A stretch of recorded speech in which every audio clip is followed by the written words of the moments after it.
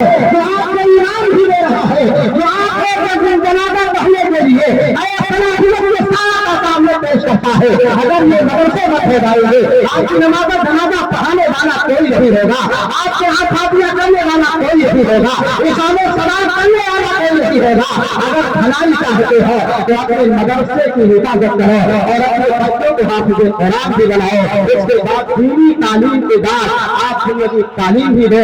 شریعت اجازت نہیں دیتی، مگر بدعقیدوں سے اپنے ایمان کی حفاظت کرو. اگر ایمان محفوظ رہا تو انشاءاللہ دنیا بھی بہتر ہوگی اور آخرت بھی بہتر ہوگی. اللہ کی بارگاہ میں دعا ہے کہ مولا ہم سب کو صراط المستقیم پر گامزن فرمائے. استغفر اللہ اپنے کلی سب کی باتیں ملے. وآخر دعوانا الحمدللہ رب العالمین.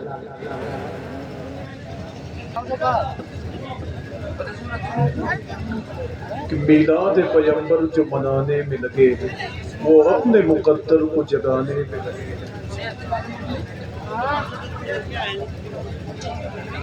کہ میلاد پیغمبر جو منانے میں لگے وہ اپنے مقدر کو جگانے میں لگے ہیں. دنیا تو بہت دن سے گرانے پہ تلی ہے لیکن میرے سرکار اٹھانے میں لگے. کہ دنیا تو بہت دن سے گرانے پہ تلی ہے لیکن میرے سرکار اٹھانے میں لگے ہیں.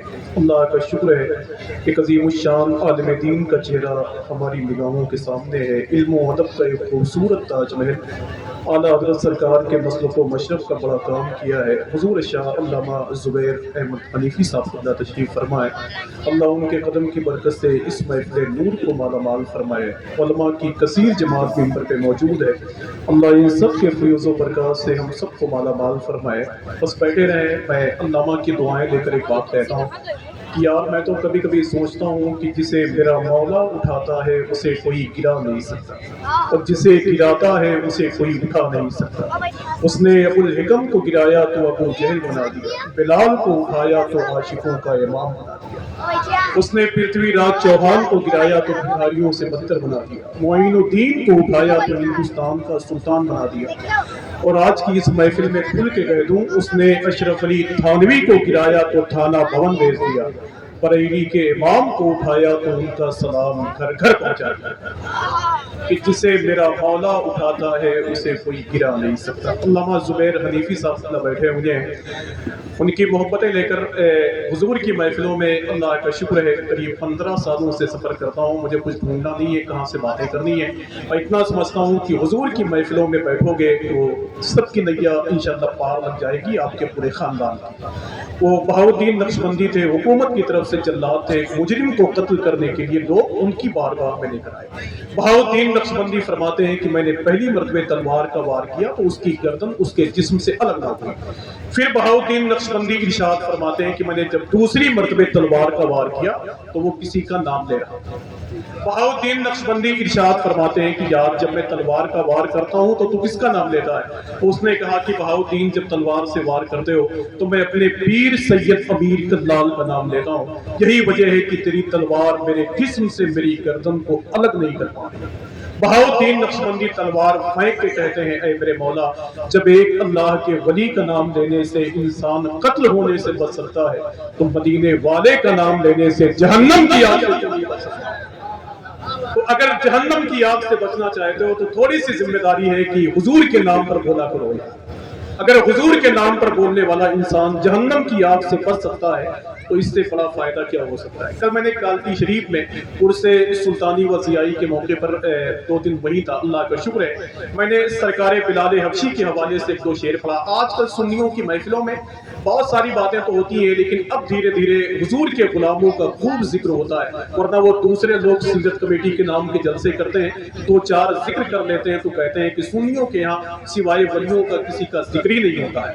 آج اس محفل نور میں اس فضا کو اللہ کا شکر ہے اموار رکھنا ہے. سرکار بلال حبشی کے حوالے سے میں 2-3 شعر پڑھتا ہوں اور میں دیکھنا چاہتا ہوں کہ آخر وہ سبحان اللہ کہنے والے بیٹھے ہیں کہ سب چھٹی پہ ہیں. بس کہ میرے حضور کے پیارے بلال کے جیسے اگر آپ لوگ ہیں تو سبحان اللہ کہیں. یہ حسان رضا فیض آباد کے بیٹھے ہوئے ہیں، عمر تو چھوٹی ہے، آواز بڑی اچھی ہے، اور محترم معراج سلطان پوری صاحب وہاں بیٹھے ہوئے ہیں، علامہ زبیر حنیفی صاحب کے قرب خاص میں آرام سے پڑھتا ہوں، لیکن یہی شعر دھیرے دھیرے انشاءاللہ پڑا بن جائے گا کہ میرے حضور کے پیارے بلال کے جیسی۔ بلال حبشی سے محبت ہے کہ نہیں؟ کتنے لوگ ان کو جانتے ہیں؟ وہ ذرا ہاتھوں کو اٹھائیں ماشاءاللہ، سبحان اللہ۔ یہ بلال حبشی کون ہے؟ اللہ کے رسول نے جب معراج کی شب جنت کی سیر فرمائی تو سرکار نے وہاں قدموں کی آہٹ سنی۔ اللہ کے رسول نے ارشاد فرمایا کہ یہ بتاؤ یہ پیروں کی آہٹ کس کی ہے؟ تو فرشتوں نے کہا کہ اے میرے آقا، آپ کا بلال جب مدینے میں چلتا ہے تو اس کے پیروں کی آہٹ جنت میں سنائی دیتی ہے کہ میرے حضور کے پیارے بلال کے جیسے۔ اس سے جو لگا ہوا شعر ہے وہ آپ کو بولنے پہ مجبور کر دے گا۔ اگر اس زمین والے نہیں بولے تو پھر کہاں کے لوگ بولیں گے؟ آپ تو کھل کے کہیں، نہ میں تحریک چھوڑوں گا، نہ میں قرآن چھوڑوں گا، نہ اس مٹی کو چھوڑوں گا، نہ یہ پہچان چھوڑوں گا، تمہیں کرنی ہے جتنی کوششیں کر لو مٹانے کی، نہ میں اسلام چھوڑا ہوں، نہ ہندوستان چھوڑوں گا۔ تو ذرا ہاتھوں کو اٹھائیں اور مل کے بولیں لبیک یا رسول اللہ، کہ میرے حضور کے پیارے بلال کے جیسے۔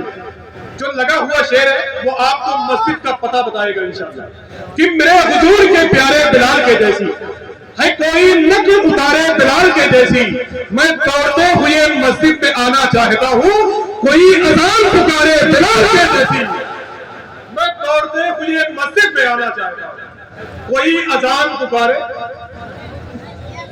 اللہ آپ لوگ ہیں کہ لا کر بٹھائے گئے ہیں؟ کتنے پیسے لے کر یہاں بیٹھے ہوئے ہو؟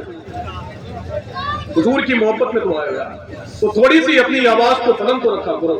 اللہ کا شکر ہے کہ آپ لوگ بیٹھتے ہیں تو محفلیں کامیاب ہوتی ہیں، یہ لوگ آتے ہیں تو محفلیں مقبول ہوتی ہیں۔ ایک شعر اور پڑھتا ہوں کہ میرے حضور کے پیارے بلال کے جیسے۔